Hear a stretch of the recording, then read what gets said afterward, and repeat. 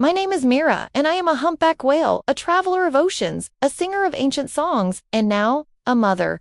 Many creatures think whales are silent giants, but we hold memories in our voices and stories in our hearts. Today, I want to tell you the story of my journey with my child, a little whale named Luma. It is a story of courage, patience, and the bond between a mother and her baby as deep as the ocean itself. Long before Luma was born, I wandered the vast blue world alone. I followed the rhythm of migrating seasons, swimming from the cold, food-rich waters of the south to the warm, gentle seas of the equator. I loved the freedom of drifting through endless water, listening to the heartbeat of the ocean. But the day I felt a new life inside me, everything changed. The world suddenly felt larger and more fragile at the same time. Carrying a baby is a slow, sacred journey for a whale. For months, I swam more carefully, rested more often, and stayed close to warmer currents. I sang to the little one growing within me, humming the old melodies that my own mother once sang. Even before Luma opened her eyes, I wanted her to know she belonged to a world full of wonder. Then came the day of her birth. The sea was warm, and sunlight slipped through the waves like golden threads. I felt the first movement, a gentle push, as if the ocean itself whispered, "It is time." When Luma arrived, she was small compared to me, but large in the way all new lives are, full of possibility. She took her first breath at the surface, her tiny fins trembling. I lifted her gently with my body, supporting her so she could rise above the waves. Her first cry was not a sound, but a ripple of excitement in the water around us. I still remember that moment, the way her dark eyes met mine, the way she pressed her soft head against me, as if saying, "I am here, Mama."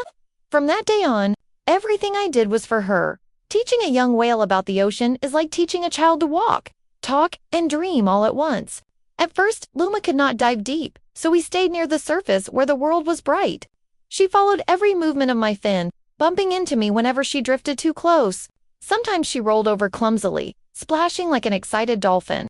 I guided her gently, showing her how to glide, how to breathe, how to listen to the quiet shift of the tides. Every day brought a new lesson. "Listen, Luma," I would sing, "the ocean always speaks. Hear the clicking of dolphins, the whisper of fish schools passing by, the far echo of other whales singing miles away. This is the ocean's language." And she listened, eyes wide with curiosity. When she was ready, I introduced her to deeper waters. "Do not fear the blue beneath you," I said. "Fear only losing the wonder inside your heart." Luma would nod, though she didn't always understand. Sometimes she clung to my side, nervous about the shadows below, but I stayed close until she learned the truth. The ocean is not just darkness. It is a home filled with secrets waiting to be discovered. One of her favorite days was the day she first learned to breach. To breach is to leap out of the ocean, using strength, joy, and pure instinct. It is not something we teach with words, but with feeling. I rose powerfully, breaking the surface in a great swing of water.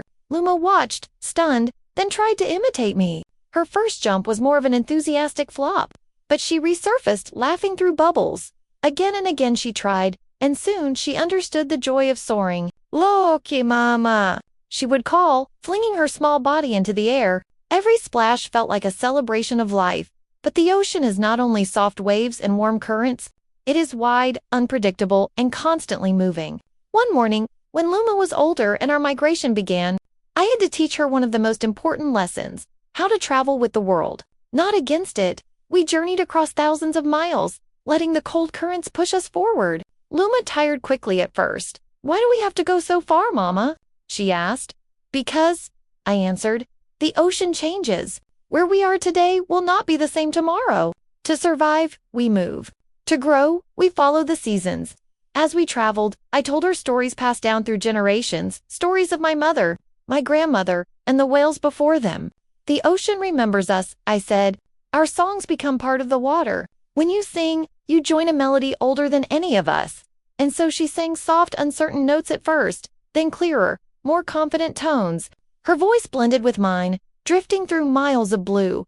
One night, as we swam under a sky full of stars, Luma asked, "Mama, how do you know the way?" "There are no paths in the ocean," I smiled, touching my fin gently to hers. "The stars guide us, the currents guide us, and our memories guide us.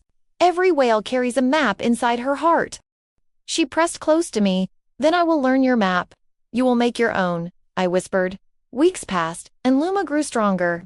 She learned to dive deeper, stay underwater longer, and sense the direction of distant whales. She became braver, more curious, more alive. But the most powerful moment came when she helped another creature for the first time. One afternoon, we heard a quiet, frightened clicking from below. Luma and I swam down to find a young sea turtle stuck between rocks. Luma looked at me anxiously. "Can we help?" "Yes," I said. "Kindness is part of being strong." Together, we nudged the rocks gently until the turtle swam free.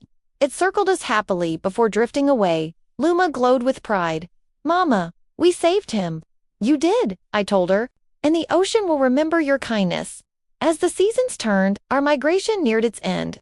We returned to the cold waters of the south, where food was plentiful. Luma was no longer the tiny calf who clung to my side. She was growing into a young whale, still learning, still curious, but full of promise. One evening, as the sun set and the sea turned gold, she asked a question that touched my heart. "Mama, will I always be with you?" I brushed my body gently against hers. "Not always, little one.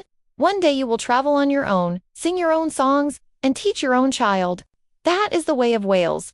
She was quiet for a long moment. "I don't want to leave you." "You won't," I said softly. "A part of me will always swim with you in your memories, in your songs, in your courage. And wherever you go, the ocean will carry my love." Luma closed her eyes and pressed her head to mine. The water around us shimmered with fading sunlight, wrapping us in a warm, peaceful glow. Years will pass. Luma will grow strong enough to cross oceans alone. She will learn more than I can, teach, see more than I ever saw, and carry our story with her. And one day, she will tell her own child the same lessons I taught her about the tides, the songs, the wonders, and the endless mysteries of the ocean. But for now, she is still my little one, and I am still her mother. And this, our journey, our love, our memories, is my story. A story written not in books, but in waves. Not told with words, but with the ancient voice of the sea.